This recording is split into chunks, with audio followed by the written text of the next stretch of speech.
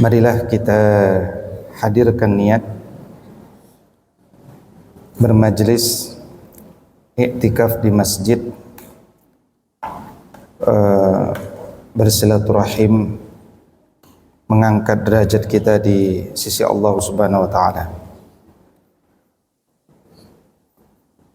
Kita awali dengan doa. Bismillahirrahmanirrahim. Allahumma inna nas'aluka ilman nafi'an wa rizqan tayyiban wa amalan mutaqabbala. Allahumma anfa'na bima 'allamtana wa 'allimna bima yanfa'una wa zidna ilma.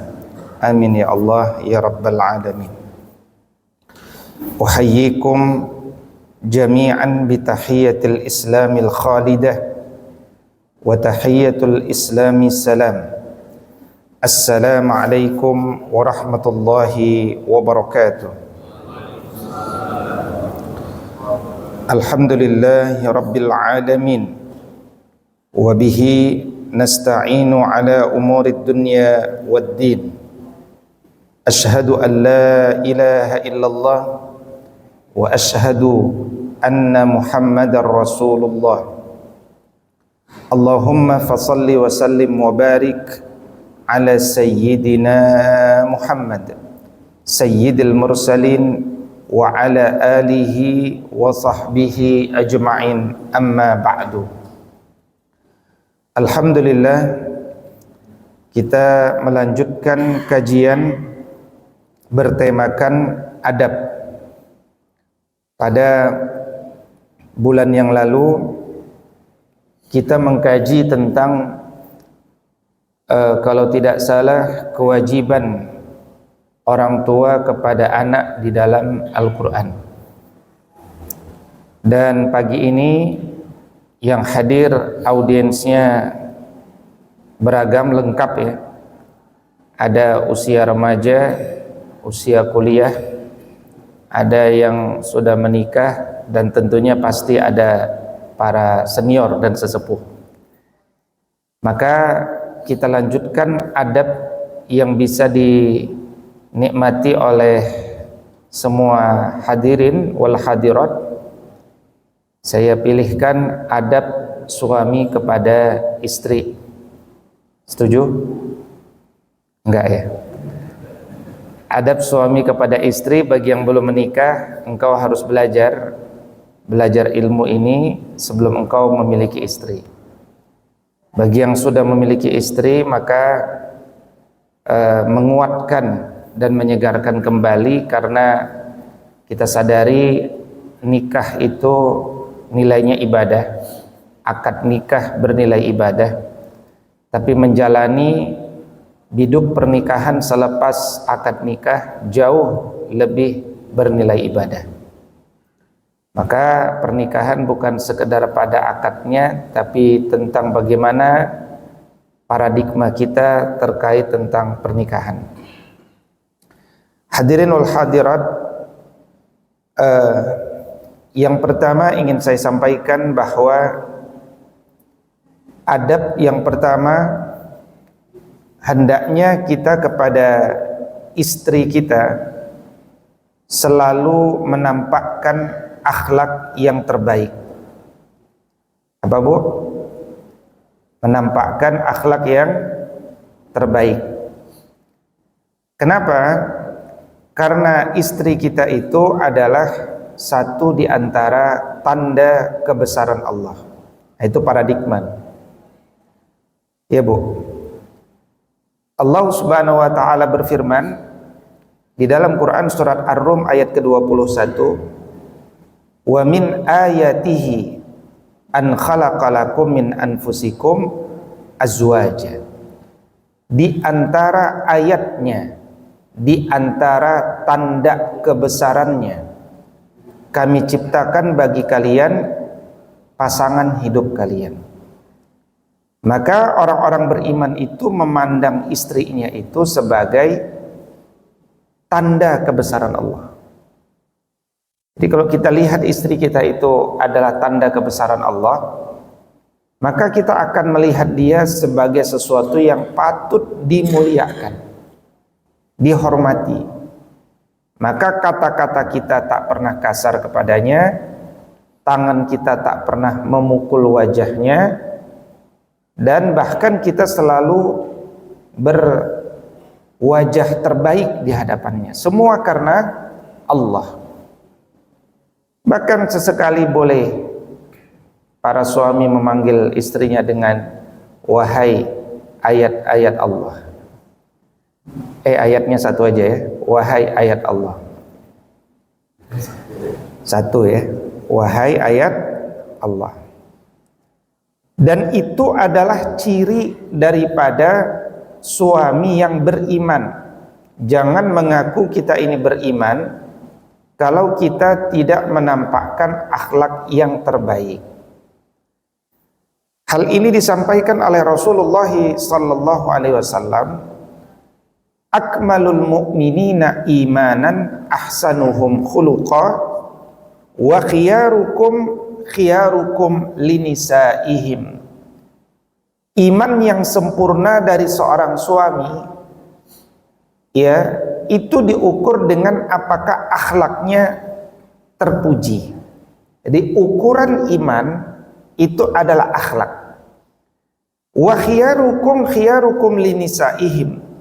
Dan Nabi kemudian bersabda, sebaik-baik kalian adalah yang paling bagus kepada istrinya. Makanya Rasul SAW telah memberikan keteladanan kepada kita bagaimana beliau bersikap arif, bijaksana. Terkadang sebagai suami itu sebagai teman, sebagai ustaz, sebagai imam, sebagai guru, sebagai penjaga, pelindung. Dia suami menjalankan berbagai peran sehingga istri merasa nyaman berada dalam perlindungan dan penjagaannya. Ya. Karena itu adab menampakkan akhlak terbaik ini akan memunculkan satu prinsip Islam yang unik tentang bagaimana kalau kita berkeluarga. Prinsip yang terbaik menunjukkan akhlak terbaik itu apa yang ada di paradigma kita. Di antaranya adalah kalau kita sudah fahami istri kita itu adalah tanda kebesaran Allah, maka semua kegiatan yang kita lakukan bersamanya adalah dalam rangka mencari ridha Allah, mardotillah. Maka saya pilihkan 5 prinsip berkeluarga. Baik bagi pemuda yang belum berkeluarga, ini usulan prinsip untukmu. Bagi yang sudah menikah, ini penguatan kepada yang sudah berkeluarga. Yaitu yang pertama, niatkanlah untuk selalu menjalani hidup berkeluarga dengan agama dinul Islam. Saya kalau menemani ta'aruf para pemuda yang rindu surga, ya, pemuda rindu surga itu dia tak mau pacaran, maka dia minta dipilihkan yang terbaik. Sudah dipilihkan, ta'aruf.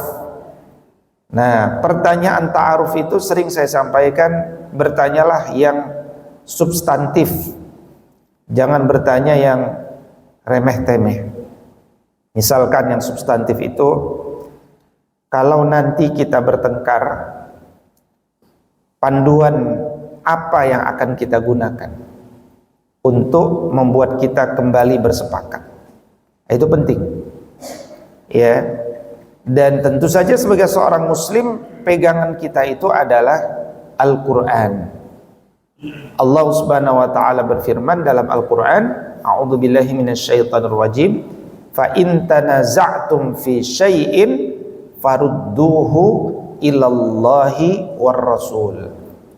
Maka jika kalian berselisih, suami istri berselisih, suami maunya ke kanan, istri maunya ke kiri, tak ada jalan temu, maka pegangannya adalah harus ada. Kalau enggak, kenapa kita ahlu sunnah dengan syiah susah bersatu?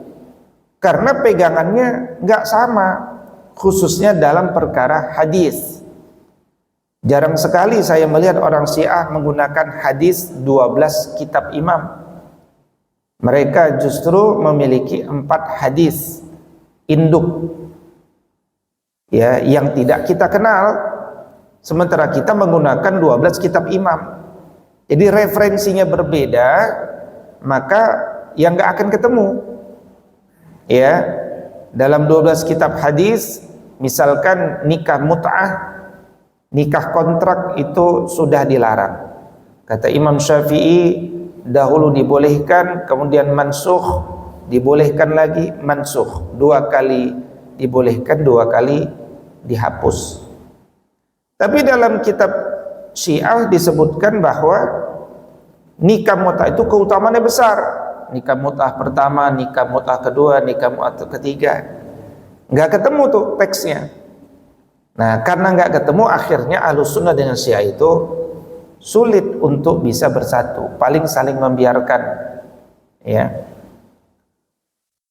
di negeri-negeri umumnya. Kalau di Indonesia insya Allah mudah-mudahan Syiah masih bisa terus diredam ya.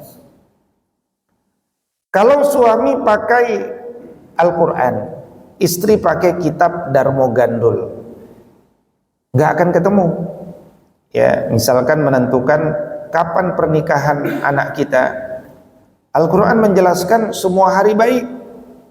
Kitab Darmo Gandul mengatakan lihat dulu nama laki-lakinya berapa huruf, nama perempuannya berapa huruf, lahirnya Legi apa Kliwon, beda kan? Nah, maka kemudian dihitung, jatuhlah menurut katakan kitab Darmo Gandul, hari baik untuk penyelenggaraan pernikahan itu adalah hari Rabu, ya kan? Akhirnya dilaksanakanlah hari Rabu. Ada yang datang nggak? Nggak ada, lawang lagi pada kerja. Berarti itu bukan hari baik, yaitu hari yang maksa. Hari baik itu ya hari ketika orang bisa banyak datang, ya kan? Hari apa? Hari Sabtu, hari Ahad, itu hari baik secara teknis, baik secara teknis ya. Tapi kalau Darmo Gandul tadi baik secara ideologi ya. Sementara Al-Quran menjelaskan semua baik, semua hari baik. Bahkan kemarin kita bulan Safar, ini bulan Rabiul Awal, Nabi bersabda la safar, bahkan tidak juga bulan Safar jangan dianggap bulan sial. Tak mungkin Allah menciptakan manusia itu dengan waktu yang sial sehingga manusia selama sebulan tidak keluar rumah karena hari sial. Islam itu agama produktif gitu. Nah, itu yang pertama. Prinsip berkeluarga itu jalani hidup dengan agama. Yang kedua, prinsip dalam berkeluarga itu adalah ada imam, ada makmum. Imamnya suami apa istri? Siapa? Imamnya dalam berkeluarga itu suami apa istri, Pak? Istri. Itu ikatan suami takut istri. Imam itu adalah laki-laki, suami itu imam. Maka makmum selamanya membangun ketaatan kepada imam, ingin mencari barokah, keberkahan. Maka imam harus sadar bahwa ketika dia sudah menikah, berarti dirinya imam. Meskipun kita baru sadarnya setelah 20 tahun nikah, oh saya ya imamnya, saya kira selama ini istri saya imamnya, gitu kan? Ya nggak apa-apa, kesadaran itu meskipun terlambat baik, karena sadar diri awal perbaikan diri, tak sadar diri akan sulit memperbaiki diri. Maka seorang suami hendaknya selalu, kalau dia sadar, oh aku imam, pertanyaannya apakah aku sudah punya kapasitas sebagai seorang imam? Belum. Ya belajar, maka kita harus belajar supaya otoritatif di hadapan istri kita. Jangan sampai istri kita lebih berilmu daripada kita, ya kan? Itu ibarat membaca surat Al-Fatihah dalam salat berjamaah, makmumnya lebih fasih lisannya dalam surat Al-Fatihah daripada imamnya. Nggak boleh. Imam harus lebih fasih, fasahatul lisan, lisannya harus lebih fasih daripada makmum. Kadang-kadang ada imam lisannya tak fasih, maksa jadi imam. Ya, itu musibah. Ya, jadi kalau kita faham, wah ada yang lebih fasih, dia lebih utama fasih. Kenapa? Karena ini kepentingan publik, bukan kepentingan individu. Ya. Jadi kalau seorang laki-laki menyadari bahwa dirinya imam, maka dia harus punya ilmu. Nah itulah kenapa 6 tahun terakhir di sekolah adab yang saya bangun itu, setiap bulan saya mewajibkan bapaknya belajar. Alhamdulillah sekarang sudah masuk tahun ke-6. Tahun ke-6 ini saya insya Allah tidak hanya meluluskan muridnya, tapi juga akan meluluskan ayahnya. Karena dia sudah dapat 72 sesi parenting. Ya. Bahkan hari ini saya melaksanakan kegiatan daurah adab untuk ayah. Ya, itu dalam rangka penguatan pemahaman keislaman, sehingga ayah-ayah di Indonesia ini dia punya ilmu yang otoritatif di hadapan istri. Itu kita dalam posisi sebagai suami. Nah, adapun istri sebagai posisinya sebagai makmum, kalau dia mengetahui suaminya salah, ya dia ingatkan, ya kan?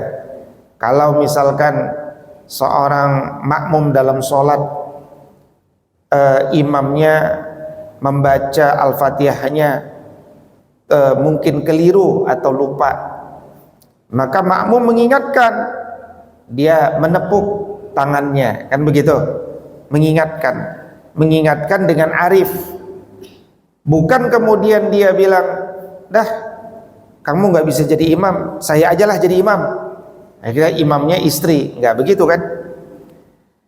Jadi bayangkan Bapak Ibu, mungkinkah terjadi dalam sebuah keluarga itu satu kondisi di mana istri itu gelarnya doktor, eselon 2 di Kementerian Agama, suaminya nggak lulus S1, dia SMA, dan pekerjaannya adalah guru madrasah. Mungkin nggak? Mungkin nggak? Mungkin. Dan ada. Kenapa bisa ada? Ya dulu awal-awalnya ketika mereka menikah masih sama-sama anak SMA, gitu kan? Habis nikah, suaminya cari nafkah, nggak sempat kuliah. Istrinya dapat beasiswa S1, S2, S3, moncer karirnya. Tapi suaminya dia tetap lulusan SMA dan tetap guru madrasah, misalkan, ini ilustrasi. Nah di sini akan muncul was-was dari syaitan. Seorang wanita akan melihat suaminya itu seperti orang yang tak punya ilmu, ya. Apalagi kalau eselon 2 gajinya 60 juta, betul ya? Berapa ya? Eselon 2 berapa? 300 juta katanya. Suami gajinya 3 juta misalkan, ya kan?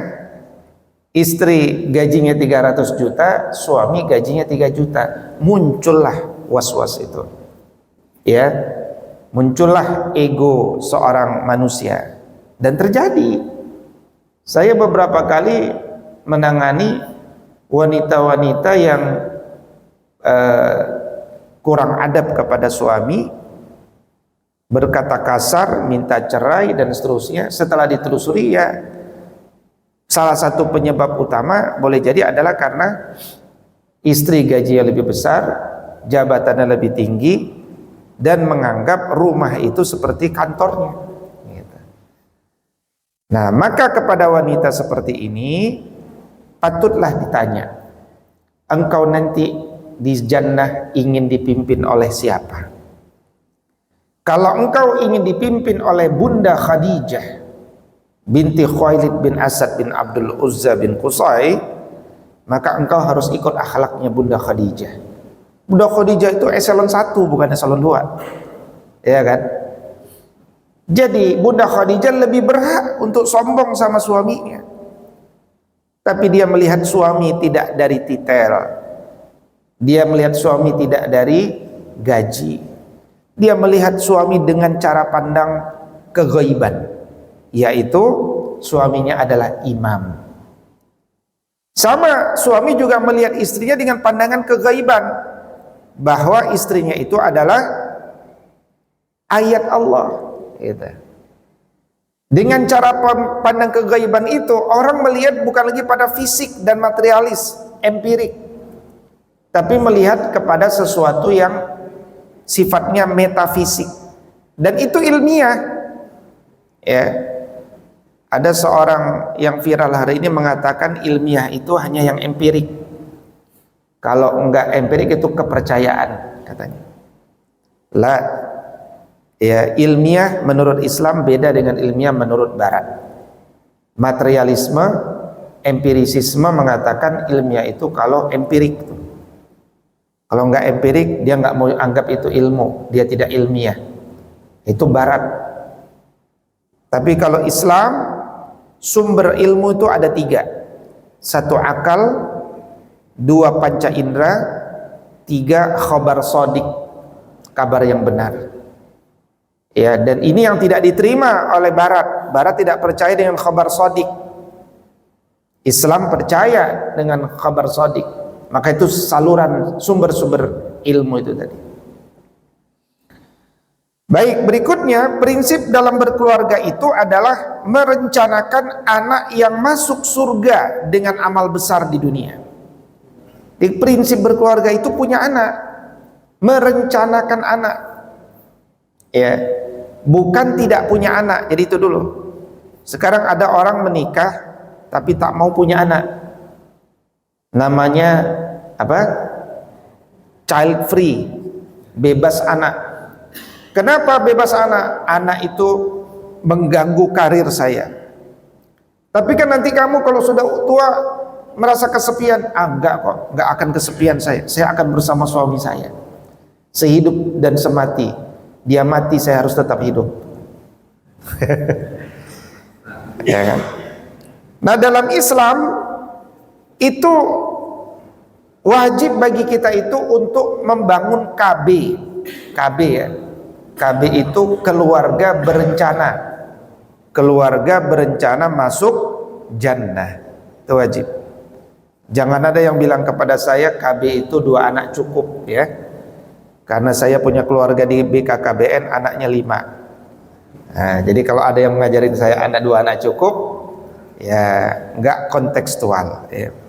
Tapi yang pasti adalah berapapun anak yang Allah berikan kepada kita harus kita rencanakan masuk jannah. Dan ini butuh rencana. Suami sama istri harus merencanakan ini. Dan perencanaan itu bahkan suami pada khususnya bagi yang belum menikah pada khususnya ya. Prinsip ini dijalankan bahkan sejak engkau memilih wanita. Mana wanita yang akan kau pilih itu terkait dengan rencanamu anak seperti apa yang akan engkau didik, yang akan kau miliki. Ya, kadang-kadang lagi-lagi kita terjebak dengan materialisme. Apa itu? Saya ingin anak yang putih, sehingga saya nikah dengan wanita putih kan? Itu materialisme, fisik yang dilihat, bukan metafisik. Ya. Dia nomor kesekian kan metafisik, yang penting fisik. Fisiknya apa? Putih, saya cari yang putih. Tapi Nabi SAW sejak dulu sudah bersabda, fazfar bidzatid din taribat yadak. Pilihlah agamanya, engkau tak akan pernah menyesal selama-lamanya. Ya. Maka rencanakan anak yang masuk surga. Berapa jumlah anaknya? Kalau bisa banyak. Ya, Nabi itu bangga dengan jumlah anak yang banyak dan direncanakan masuk surga. Tazawwaju fa inni mukatsirun bikumul umam. Menikahlah kalian karena aku akan bangga dengan jumlah kalian. Yang keempat, prinsip dalam berkeluarga itu apa? Bersemangatlah menafkahi keluarga dan bantulah keuangan istri. Nah, ini jarang ada di pengajian-pengajian ini. Yang mana? Membantu keuangan istri. Jarang. Ya, ini prinsip bapak-bapak. Bayangkan saya menemukan keluarga-keluarga yang sudah puluhan tahun nikah, harta istrinya tidak bertambah. Bahkan maharnya pun yang sudah pernah diberikan suami sama istri dipinjam lagi sama suaminya buat dagang. Ya kan? Udah dipinjam maharnya, bayarnya kapan-kapan. Nah, ini namanya suami bahlul. Ya, kalau kita udah beli istri dengan mahar, mahar itu dijaga. Mau kita nggak punya uang, jangan pernah ngutik-ngutik harta istri. Kemudian logika seorang suami yang salih adalah dia harus bayangkan istri kita itu punya potensi luar biasa. Kalau dia bekerja di luar rumah, dia punya gaji bahkan bisa 300 juta. Kita kerja siang malam 3 juta tadi kan contohnya kan. Dilalanya istri itu lebih memilih untuk menjadi ibu rumah tangga. Posisi nomor 1 di dunia itu. Posisi terbaik. Ibu rumah tangga, dia memanajemen rumah tangga, memanajemen keluarga. Dia tinggalkan karirnya karena pandangan metafisik tuh, bukan fisik lagi. Banyak wanita nggak mau ninggalin pekerjaannya, kenapa? Karena fisik uang yang besar. Tapi dia tinggalkan fisiknya itu, memilih yang metafisik. Ada yang lebih besar dari uang 300 juta, surga. Maka suami pun terbantu. Dilalahnya ada suami bahlul. Ketika istrinya sudah membantunya di rumah, dia mencari wanita lain. Bahlul kan, laki-laki. Padahal suami istrinya sudah meninggalkan karirnya dan seterusnya untuk mendukungnya. Dia telah mewakafkan seluruh umurnya untuk bersamanya. Bukannya berterima kasih kita terbantu, kita malah mencari wanita lain dengan alasan istri kita sudah tidak cantik. Di depan kita ada yang cantik. Ya cantiklah depan kita, orang dia belum punya anak. Sementara istri kita punya anak, manajer rumah tangga. Berat. Gitu kan? Nah, selain dia sudah mewakafkan umurnya, dia tak punya penghasilan. Dari mana penghasilan istri kita? Tak ada. Ya, tak ada istri kita.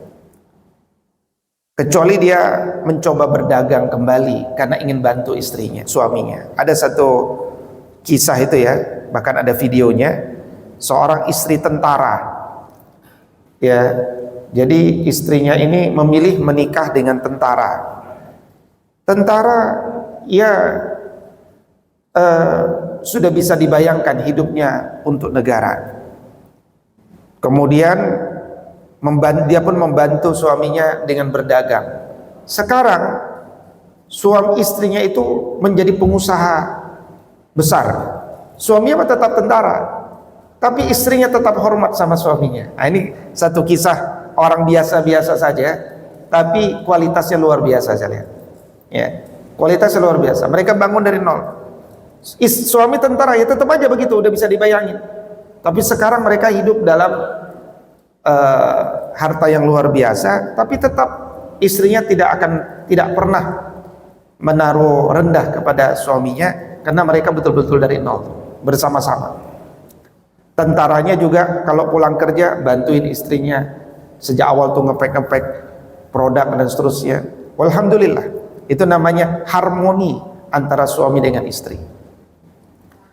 Kadang-kadang ada suami merasa sudah menjadi suami bertanggung jawab karena tiap bulan ngasih nafkah, ya kan? Mah, ini ya uang buat makan kita sebulan.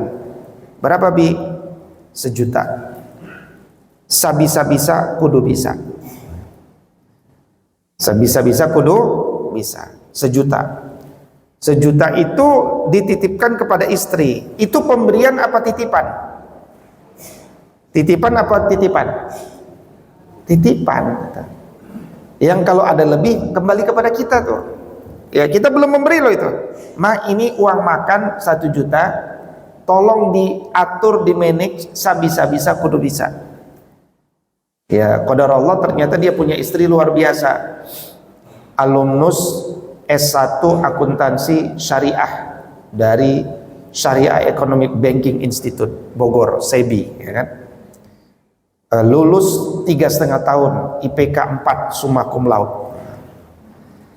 Jadi ketika kata suaminya sabisa bisa kudu bisa, oh luar biasa, kualitas tetap terjaga, dia bisa manage dengan luar biasa, tersisalah 200.000. Berarti dia sudah melakukan cost efisiensi sebanyak 20%, ya kan? Itulah punya istri yang bisa manage keuangan. Nah, maka dia bilanglah kepada suaminya, wahai suamiku, tak percuma engkau punya istri S1 akuntansi syariah, lulus 3,5 tahun dari SEBI, lulus summa cum laude, ya kan? Aku berhasil melakukan cost efisiensi 20%. Ini uangnya sekarang, sisa 200.000. Nah, suamiku, ini uang buat siapa? Gitu kan? Buat siapa, tapi sambil lari ke sini. Buat siapa? Gitu kan? Jadi dia pengen sisa 200.000 itu buat dia, gitu kan? Tapi dia tanya dulu sama suaminya, buat siapa?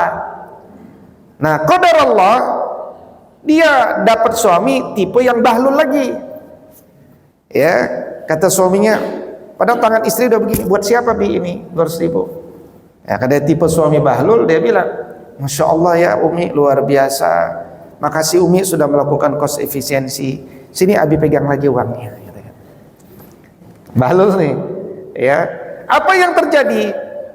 Sesolihah-solihah istri kita di seluruh dunia ini, kalau dia bekerja tak diberikan apresiasi, itu logik manusiawi, dia akan mengatakan, ngapainlah aku kuliah 3,5 tahun akuntansi syariah IPK 4 kalau tak dapat apresiasi dari manusia, kira-kira gitu kan?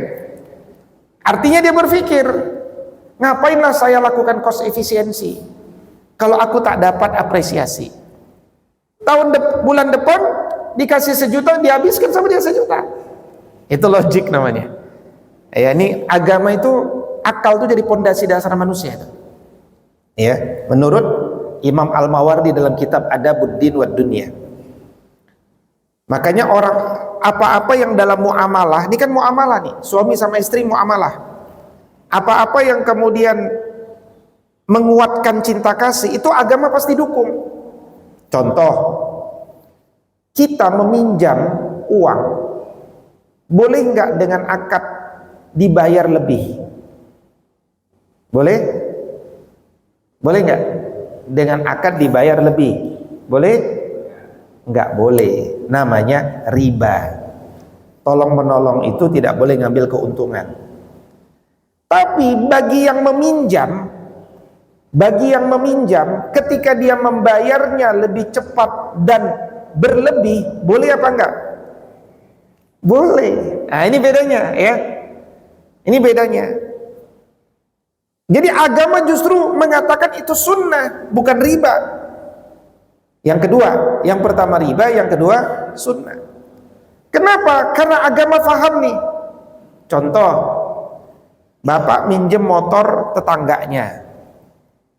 Tetangganya dipinjam, Pak, saya pinjam motor lah Pak, mobil saya lagi rusak, saya harus jalan ke kantor. Bapak kan motornya kayaknya nggak pernah kepake, saya pinjam hari ini. Oh ya udah silakan. Begitu dia mau naik motor, motornya kedip-kedip, ya kan? Berarti bensin udah mau habis. Oke lah, saya isikan, gitu kan? Full tank. Pulang hujan deras, wah, hujan deras nih, rusaklah motor, maksudnya motornya kotor, di snow wash lagi. Snow wash full tank, pulangkan ke tetangga. Pak, mohon maaf saya pulang agak terlambat. Tadi saya full tankkan dulu sama snow wash dulu. Mohon maaf ya Pak ya. Iya makasih. Kira-kira itu yang tetangga yang minjemin seneng nggak? Seneng nggak? Seneng Pak. Cirinya Pak orang seneng. Besoknya bapak mobil udah bagus, nggak perlu motor. Dia bilang, Pak naik motor saya aja Pak. Nggak usah naik mobil Pak. Udah ini hemat naik motor, kata tetangga, ya kan? Itu manusiawi Pak. Di seluruh dunia sama kayak gitu. Hal-hal yang manusiawi itu agama pasti mendukung. Makanya agama menjelaskan sunnah membayar hutang itu lebih, ya, lebih cepat, lebih banyak, selama tidak dalam akad, gitu. Nah, maka ketika kita bicara keuangan istri, prinsip dalam berkeluarga itu pondasinya adalah rekening suami sama rekening istri terpisah. Rekening suami sama rekening istri itu terpisah sejak awal. Tidak ada sertifikat hak milik bersama, belum ada itu.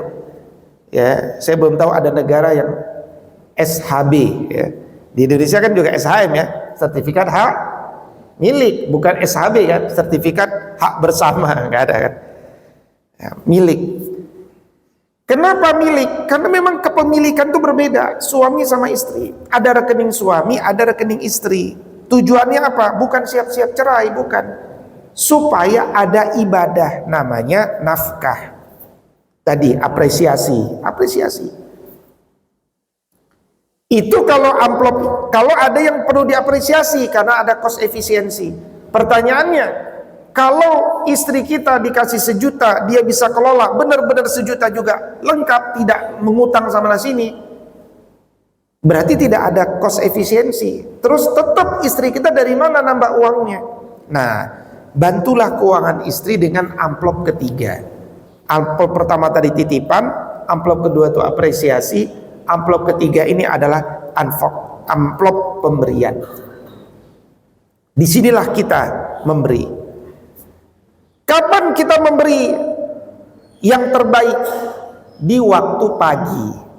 Nah, ini nih Pak, ba'da kajian subuh, ini waktu terbaik untuk ngasih istri. Dalilnya mana Ustaz? Banyak.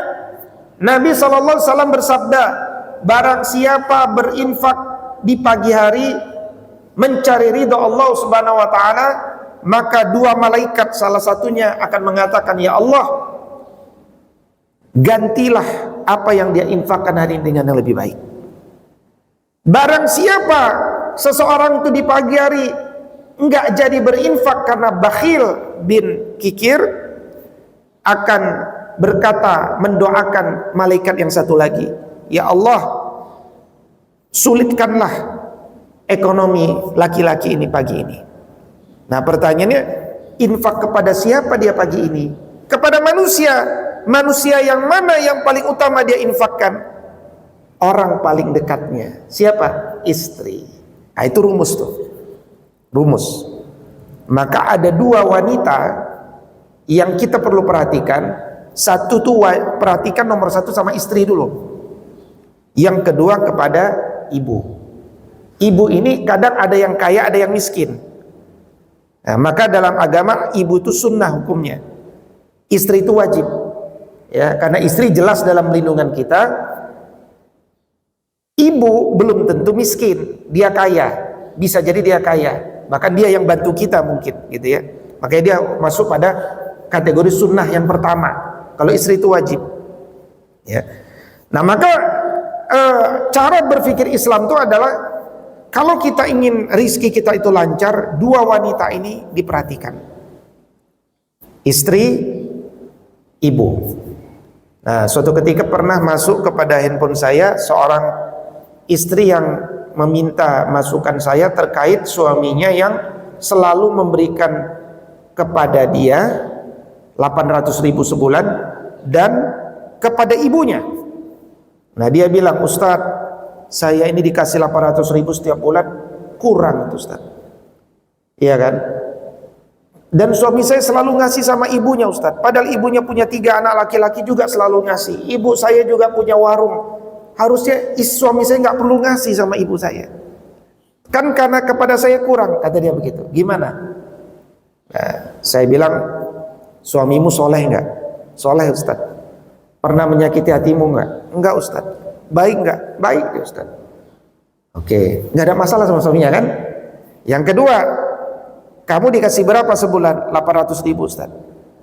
Kurang nggak? Kurang Ustaz. Suamimu tahu nggak? Kurang. Nggak tahu Ustaz. Nah, nggak tahu. Saya bilang, suamimu ini orang soleh. Orang soleh itu, kamu ngomong sama dia, biar dia nanti yang mikir gimana cara melengkapi kekuranganmu. Jangan pernah engkau melompat dengan usulan agar dia berhenti ngasih sama ibumu, ibu mertuamu. Kenapa? Karena engkau akan, ini rumusnya nih, begitu engkau katakan kepadanya jangan kasih pada ibunya, itu sama saja tutuplah sumber rizki dari ibumu. Ketika tertutup, yang rugi engkau. Gitu. Ini rumus kehidupannya begitu. Ya, jadi jangan pernah mengatakan kepada suami jangan berikan sama ibu, jangan. Itu sumber rizki. Kalau pandangan kita fisik tuh, ya. Justru suami itu akan semakin cinta. Coba tanya sama suami seluruh dunia, lakukan survei.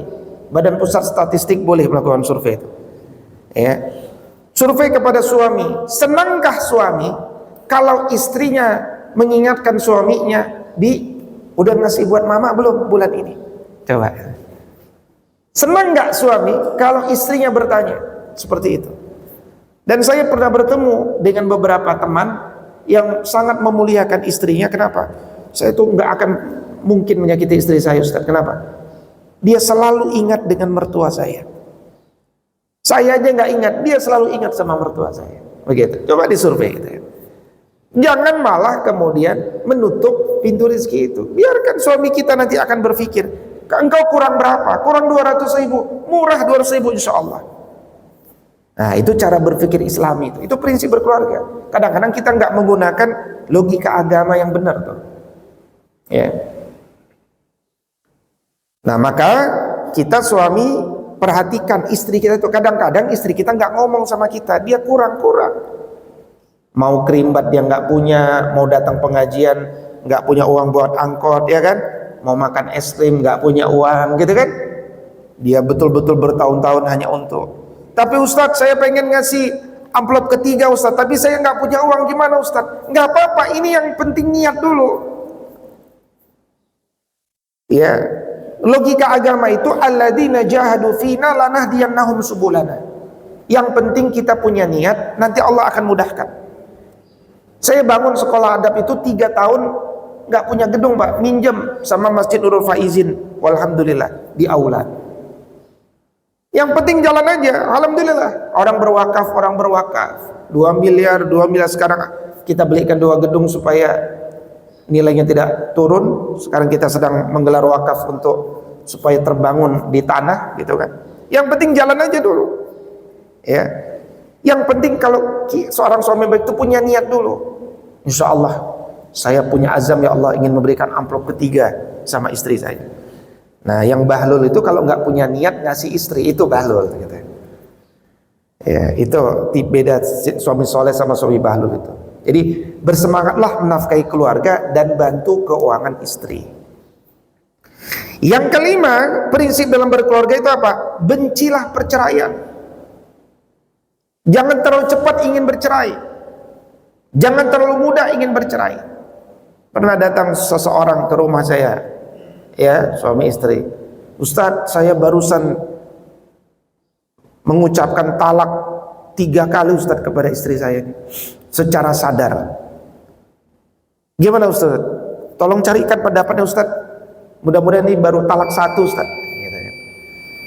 Jadi menurut 4 mazhab, orang yang mengucapkan talak secara sadar ya 3 kali itu udah jatuh talak 3. Ya.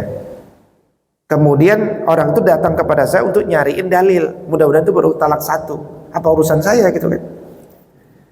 Tapi ya agama ini kalau dicari-cari dalilnya insya Allah ketemu, iya kan? Tapi maksud saya bukan di masalah fikihnya. Kenapa sih kita bermudah-mudah ngucapin cerai? Itu prinsip. Tapi Ustadz, saya waktu ngucapin cerai itu sedang kondisi marah Ustadz. Ya memang seluruh dunia ini orang cerai itu lagi marah, nggak ada lagi senyum-senyum. Kita cerai ya, gitu. Nggak ada. Orang cerai itu lagi marah. Makanya pas lagi marah jangan buru-buru cerai.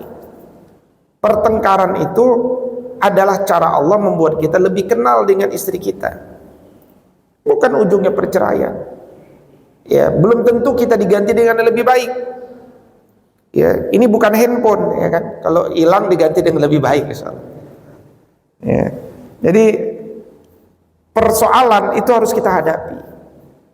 Nah, ini 5 prinsip dalam berkeluarga. Baik, Saya belum masuk pada materinya ya, baru pada prinsip-prinsip awalnya. Sampai di sini silahkan Bapak Ibu kalau ada yang ingin didiskusikan, dikoreksi, disempurnakan, dipersilahkan. Aqulu qauli hadza wa astaghfirullah li wa lakum. Saya minum teh dulu. Fikirkan pertanyaannya. Silakan dari senior, dari pemuda yang belum nikah, dari yang baru nikah.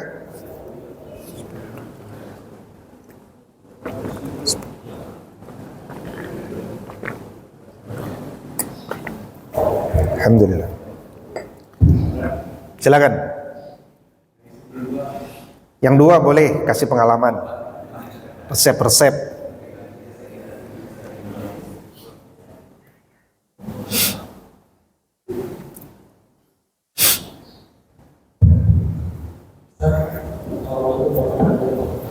Waalaikumsalam warahmatullahi wabarakatuh.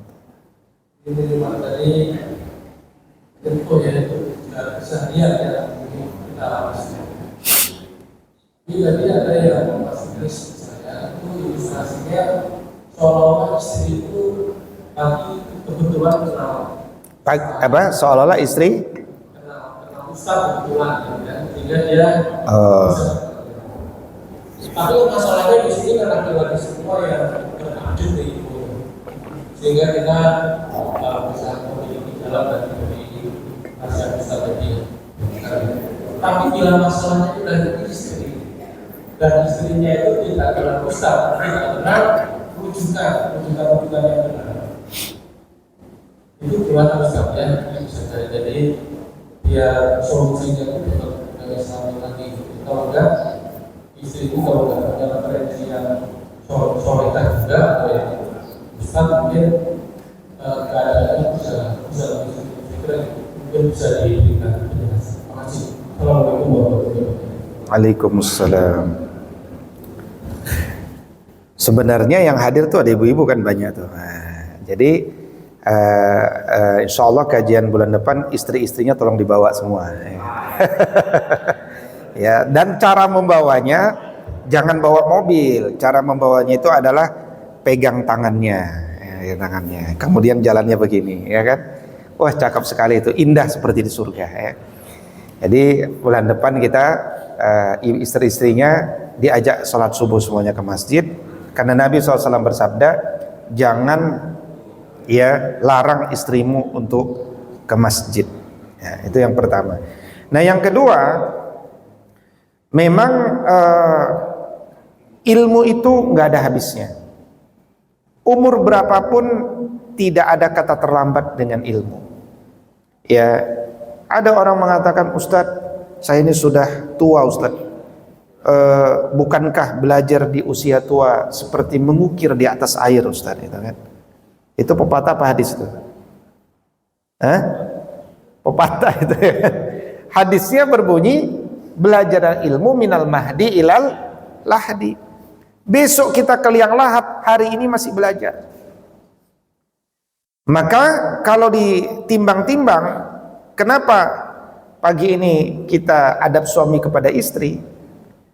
Karena memang suami itu imam. Jadi kalaupun istri kita tidak datang ke masjid untuk mendapatkan ilmu, maka tugas suami di pagi hari membuka halaqah Quran selepas dari masjid.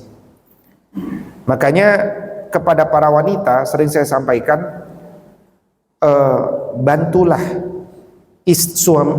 suamimu supaya dia bisa mengambil cahaya dari masjid. Dengan cara apa?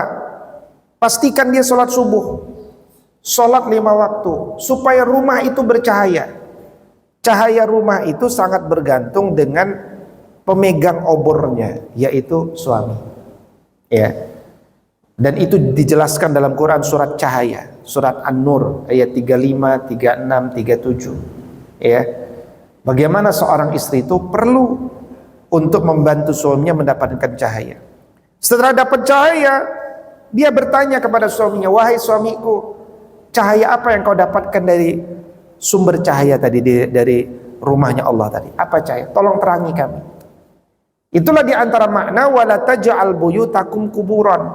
Jangan jadikan rumah kalian seperti kuburan. Artinya apa? Di dalam rumah itu ada dialogis. Dialog Nabi kepada istri itu adalah ba'da isya. Yang pasti ya, yang pasti itu ba'da isya. Ya, sebelum tidur dialog, ngobrol tentang murojaah, apa yang terjadi. Kemudian juga di antara yang umum adalah zikir pagi, ya, wirid pagi Bapak Ibu, itu penting sekali dijadikan satu sarana bagi kita untuk membersihkan jiwa.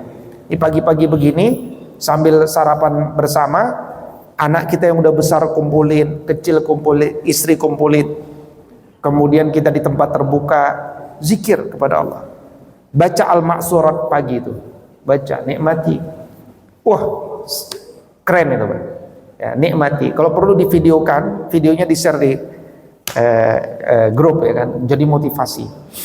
Jadi keluarga Indonesia itu setiap pagi dia wirid pagi, sore ba'da asar wirid petang, kemudian secara bertahap wirid tadi satu persatu dikaji.